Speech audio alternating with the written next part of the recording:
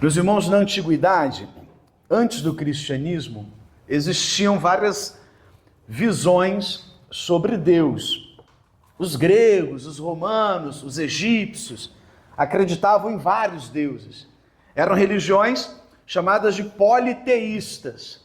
Poli significa vários, e tel, Deus, no grego. Então, politeístas, vários deuses.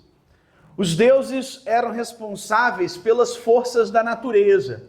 Então, o deus do sol, Deus do mar, os deuses do amor, os deuses da perdição, dos vícios.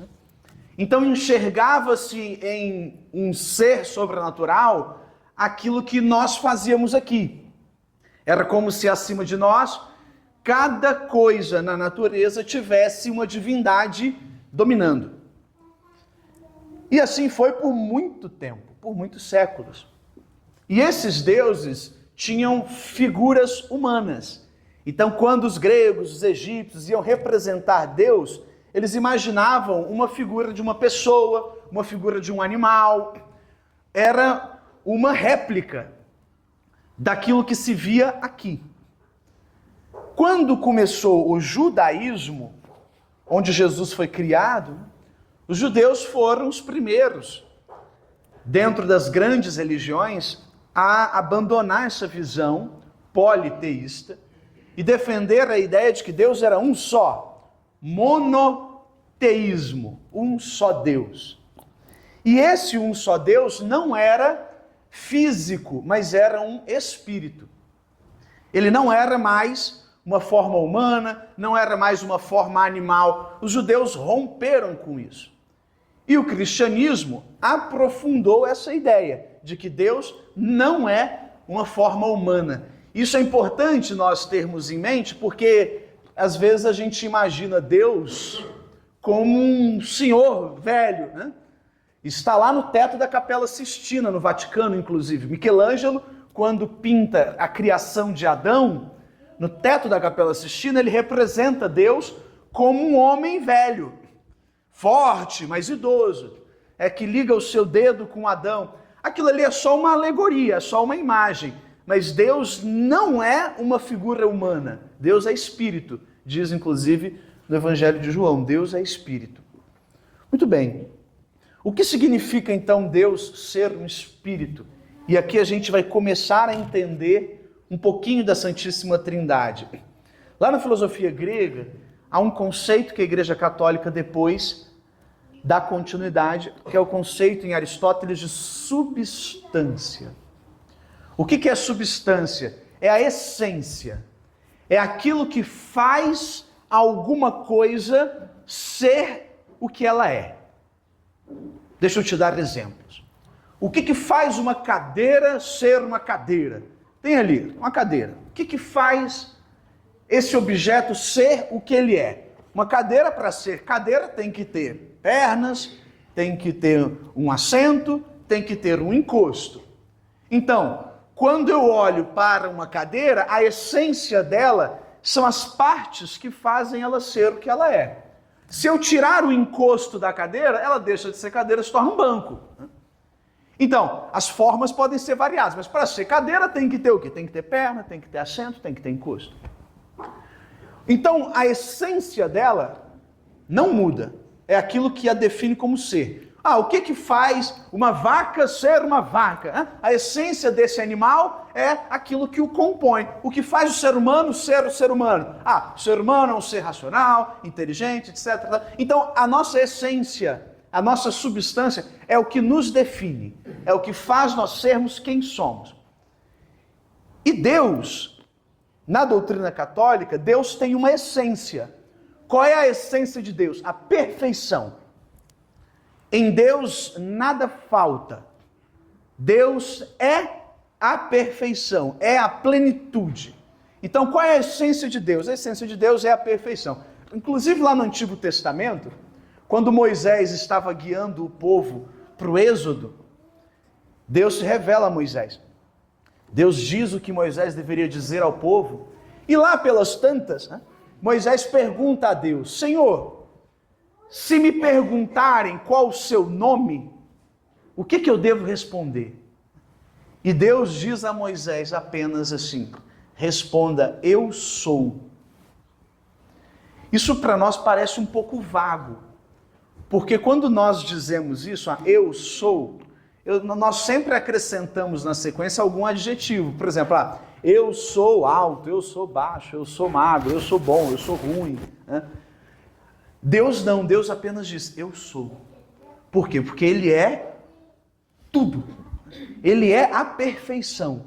Ele é a plenitude. Se Deus desse a si mesmo um adjetivo, Ele estaria se limitando, percebe? Mas como Deus é perfeito, Ele não diz adjetivo nenhum sobre si. Ele apenas diz, eu sou. Eu sou tudo o que existe. Eu sou a perfeição. Então, a essência de Deus é a perfeição. Então vamos resumir o que entendemos até aqui. Primeiro, o cristianismo é monoteísta. Só há um Deus. Rompendo com os antigos que acreditavam em vários deuses. Esse Deus é um espírito. Ele não é uma figura humana. E esse Deus é perfeito. A essência de Deus é a perfeição. Inclusive, me permita fazer um parêntese. Na antiguidade, os judeus diziam, é proibido fazer imagens de Deus. E de fato, não há nenhuma imagem que represente Deus, porque Deus é Espírito.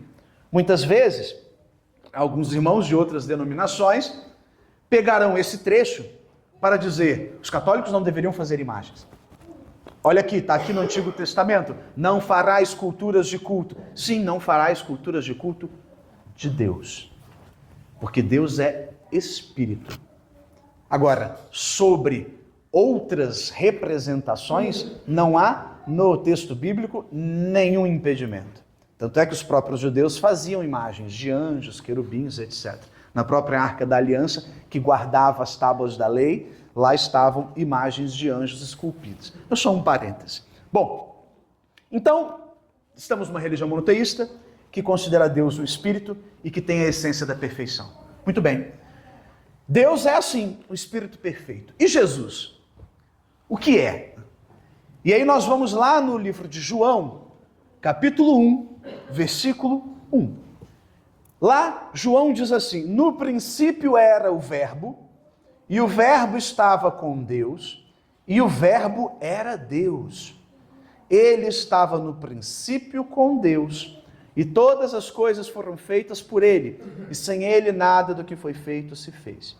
E aí lá no versículo 14, João diz, e o Verbo se fez carne e habitou entre nós, e vimos a sua glória como a glória do unigênito do Pai. Meus irmãos, se o Verbo se fez carne e habitou entre nós, quem é o Verbo? Jesus. Jesus é o Verbo. Esse termo verbo, se eu for lá no texto original, no grego, vai estar escrito, no princípio era o logos, era a razão, era a ideia, era a verdade. A verdade estava com Deus, a verdade era Deus. Então, é Jesus. Muito bem, vamos então ler agora de novo, substituindo o verbo por Jesus. Então, no princípio era Jesus, e Jesus estava com Deus, e Jesus era Deus. Ele estava no princípio com Deus. Todas as coisas foram feitas por ele, e sem ele nada do que foi feito se fez. E Jesus se fez carne e habitou entre nós. João deixa claro que Jesus não é apenas uma segunda versão de Deus. Sabe, como se o Espírito estivesse lá e Deus dissesse, agora eu vou criar uma segunda coisa. Não. Jesus sempre existiu com Deus. Jesus estava com Deus e Jesus era Deus. Aí a gente tem uma dificuldade de entender na nossa limitação humana. Como é que pode? Se são dois aqui, Jesus está com Deus, mas ao mesmo tempo ele é Deus. Eu te explico. Como que isso acontece? Porque eles possuem a mesma essência, a mesma substância, que é a perfeição. E essa essência perfeita é o Espírito Santo. Então, são três que nós traduzimos como pessoas, porque são manifestações que possuem a mesma essência. Como a essência define o que eu sou, então são três com a mesma essência, então são a mesma coisa. Dá para entender isso? É complexo. Mas se eu tenho a mesma essência, imagine que nós peguemos aqui essas duas velas, acrescento uma terceira, são todas velas. Tem essência de vela, tem substância de vela, tem fogo de vela. Na hora que eu uno os três, continua sendo a mesma coisa. Só que agora são três em um. É a mesma essência, portanto é a mesma coisa. Quando eu uno as três velas, eu não tenho uma quarta coisa. E eu também não tenho três coisas diferentes. São a mesma coisa em três manifestações. É o mesmo Deus. Pai, Filho e Espírito Santo. Aí algumas pessoas que não entendem o dogma da Santíssima Trindade podem dizer assim, mas isso não está na Bíblia. Existem algumas denominações que se apegam estritamente somente ao texto bíblico e dirão, isso não está na Bíblia. Engano, está sim. Vamos ao Gênesis. Quando Deus está criando o mundo, há um fato muito curioso. Na criação do mundo, tudo é dito assim. E Deus disse, faça-se a luz. E Deus disse, faça-se o sol. E Deus disse, faça-se a lua. E Deus disse, faça-se, faça-se, faça-se, faça-se, faça-se. No instante em que Deus vai criar o homem, o verbo muda. Deus, que passou toda a criação dizendo faça-se, faça-se, faça-se, na hora de criar o homem à sua imagem, Deus diz, façamos. Façamos o homem à sua imagem, a nossa imagem e semelhança. O que esse verbo no plural indica, segundo os padres da igreja, os patrísticos? Façamos. Porque se o homem é feito à imagem e semelhança de Deus, ele não é feito à imagem e semelhança de um só. Ele é feito à imagem e semelhança de três. Então, como três é plural, façamos. Façamos o homem. É como se Deus, o próprio Cristo e o Espírito Santo juntos dissessem, se é na nossa imagem e semelhança, não é um só, são três. Façamos. E Deus viu que era bom. Depois em Lucas, capítulo 1, versículo 35, quando o anjo Gabriel aparece a Maria, e ela pergunta, como acontecerá isso? Como eu vou conceber de Cristo se não conheço homem nenhum? O anjo diz assim, descerá sobre ti o Espírito Santo, e o poder do Altíssimo, Deus, te cobrirá com a sua sombra. Por isso, o santo que de ti há de nascer será chamado Filho de Deus. Meus irmãos, só há filho se houver pai, só há pai se houver filho. Então, na concepção de Maria, está anunciada a Santíssima Trindade. Descerá sobre ti o Espírito Santo de Deus para gerar o Filho. Então, a Trindade. Vamos além. No batismo de Jesus, Mateus capítulo 3, versículo 16, quando Jesus mergulha no Rio Jordão, acontece a revelação da Santíssima Trindade de forma mais explícita impossível. O que diz lá em Mateus? Assim que Jesus foi batizado saiu da água, naquele momento o céu se abriu. E ele viu o Espírito de Deus descendo como pomba e pousando sobre ele. Então uma voz dos céus disse, este é o meu Filho amado em quem ponho a minha confiança. Veja, o Espírito de Deus pousa sobre o Filho e então vem a voz do Pai. Santíssima Trindade no texto bíblico. Mais do que isso, hoje nós falamos aqui um texto de Paulo que você escuta em praticamente toda a missa e nunca percebeu. Lá na carta de Paulo aos Coríntios, quando Paulo saúda o povo, ele diz, a graça de nosso Senhor Jesus Cristo, o amor do Pai e a comunhão do Espírito Santo estejam convosco. Essa é a saudação de Paulo aos Coríntios, que o sacerdote ou celebrante diz no início da missa ou da celebração. Mais uma vez, Santíssima Trindade, né? A graça de Jesus, o amor do Pai e a comunhão do Espírito Santo. Então, há no texto bíblico uma série de demonstrações da Santíssima Trindade. Mas para concluir, voltemos à ideia da essência, da substância. E aqui tenho uma palavra um pouco dura para você. Nós não somos filhos de Deus, em essência. Por natureza, nós não somos filhos de Deus. Porque a nossa essência é humana, não é divina. Nós não temos a essência da perfeição. Deus tem. Então, por natureza, nós não somos filhos de Deus. Não somos. Filho de Deus é perfeito. Nós não somos perfeitos. Mas pela graça nós podemos nos tornar. E como isso acontece? Pelo batismo. Batismo, o termo em grego, significa mergulho. Então, batizar é mergulhar. Pelo batismo, eu mergulho nesse mistério. E quando o padre diz, em nome do Pai, do Filho e do Espírito Santo, esse em nome, essa expressão no grego significa para dentro de, em direção a. É que no português, em nome, parece que eu estou fazendo algo representando alguém, né? Olha, eu estou aqui em nome de fulano. No grego, não. Em nome significa para dentro, na direção, entrando. Então o sacerdote dirá, eu te batizo, eu te mergulho para dentro de Deus, para dentro do Filho, para dentro do Espírito Santo. Então nós entramos em Deus. E quando eu entro em Deus, aí eu assumo, eu conquisto, eu saboreio a essência de Deus. E aí eu me torno filho.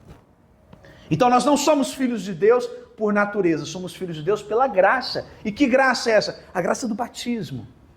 A água é a representação, mas o batizado de fato vem pelas palavras do sacerdote. Tanto é que posso mergulhar a pessoa ou posso pingar uma gotinha d'água. Não é a água que faz a transformação, é a palavra do Senhor. Eu te batizo, eu te mergulho dentro de Deus. Dentro do Deus que o quê? Que é Pai, que é Filho, que é Espírito Santo. E agora que você foi mergulhado dentro dele, a sua essência, que era só uma essência humana, contempla, toca, se mistura com a essência divina. E como agora nós adquirimos a essência divina, nós podemos ser chamados filhos de Deus. Por isso ninguém é filho de Deus sem batismo. Porque a minha essência sem o batismo continua sendo a essência humana. Por isso também não faz nenhum sentido negarmos o batismo às crianças. Você já deve ter ouvido isso, né? Deveríamos batizar só os adultos. As crianças não têm compreensão do que está acontecendo. Bobagem completa. A igreja já discutiu isso há mais de 1000 anos, mas vamos reforçar. Não há nenhum sentido em sonegar a quem eu mais amo a graça de ser filho de Deus. Imagine, né? Quem eu mais amo, os meus filhos. Se eu amo tanto, por que eu os manteria longe da graça de ser filho de Deus? Então nós batizamos na primeira oportunidade, para que aquele filho que nasceu sem a essência de Deus, toque a essência de Deus. Então hoje, meus irmãos, peçamos ao Senhor a graça de contemplar a Santíssima Trindade, de defendê-la. Nós traçamos sobre nós o sinal da cruz, em nome do Pai, para dentro do Pai, e que possamos permanecer nele, com a graça de quem é filho. Filho de um Deus que quis encarnar para que a gente pudesse tocá-lo de alguma forma. Tocaremos hoje na Eucaristia, tocaremos pela nossa fé, tocamos no Pentecostes recebendo o Espírito Santo e assim nos tornamos igreja. Louvado seja nosso Senhor Jesus Cristo.